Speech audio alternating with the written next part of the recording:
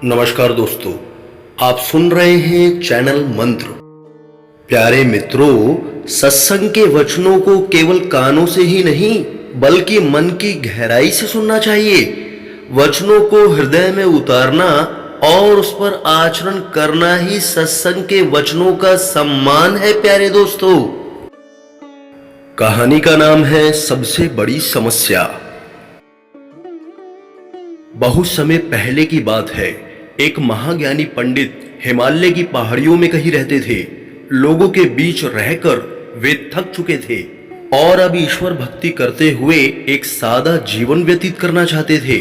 लेकिन उनकी प्रसिद्धि इतनी थी कि लोग दुर्गम पहाड़ियों, सकरे रास्तों, नदी झरनों को पार करके भी उनसे मिलना चाहते थे। उनका मानना था कि यह विद्वान उनकी हर समस्या का समाधान कर सकता है। इस बार भी कुछ लोग ढूंढते हुए उनकी कुटिया तक आ पहुंचे। पंडित जी ने भी उन्हें इंतजार करने के लिए कहा। 3 दिन बीत गए। अब और भी कई लोग वहां पहुंच गए।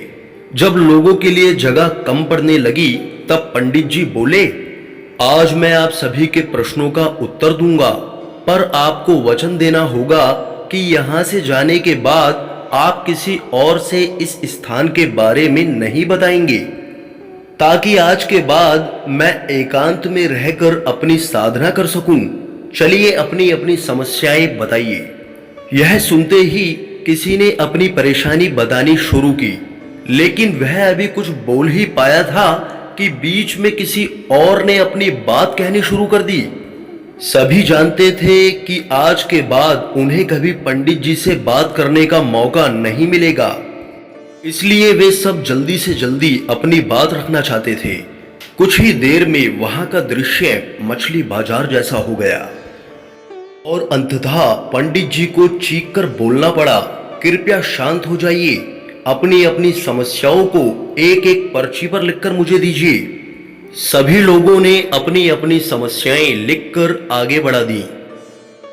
पंडित जी ने सारी पर्ची ली और उन्हें टोकरी में डालकर मिला दिया और बोले, इस टोकरी को एक दूसरे को पास कीजिए। हर व्यक्ति एक पर्ची उठाएगा और उसे पढ़ेगा। उसके बाद उसे निर्णय लेना होगा कि क्या वो अपनी समस्या को इस समस्या से बदलना चाहता है। हर व्यक्ति एक पर्ची उठाता और उसे पढ़ता और सहम सा जाता। एक एक करके सभी ने पर्चियां देख ली, पर कोई भी अपनी समस्या के बदले किसी और की समस्या लेने को तैयार नहीं हुआ। सबका यही सोचना था कि उनकी अपनी समस्या चाहे कितनी ही बड़ी क्यों ना हो, बाकी लोगों की समस्या जितनी गंभीर नहीं है।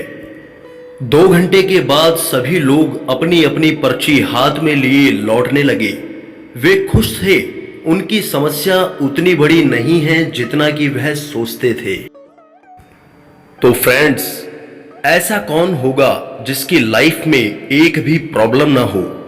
हम सभी के जीवन में समस्याएं हैं। कोई अपनी हेल्थ से परेशान है तो कोई लैक ऑफ वेल्थ से परेशान है। हमें इस बात को एक्सेप्ट करना चाहिए कि लाइफ है तो छोटी बड़ी समस्या आती ही रहेंगी। ऐसे में दुखी होकर उसी के बारे में सोचने से अच्छा है कि हम अपना ध्यान उसके निवारण में लगाएं, और अगर उसका सॉल्यूशन ही ना हो तो अन्य प्रोडक्टिव चीजों पर फोकस करना चाहिए। हमें लगता है कि सबसे बड़ी समस्या हमारी ही है, पर यकीन जानिए इस दुनिया में लोगों के पास इतनी बड़ी बड़ी प्रॉब्लम्स है कि हमारी तो उनके सामने कुछ भी नहीं। इसलिए ईश्वर ने जो भी दिया है उसके लिए थैंकफुल रहिए और एक खुशहाल जीवन जीने का प्रयास कीजिए दोस्तों।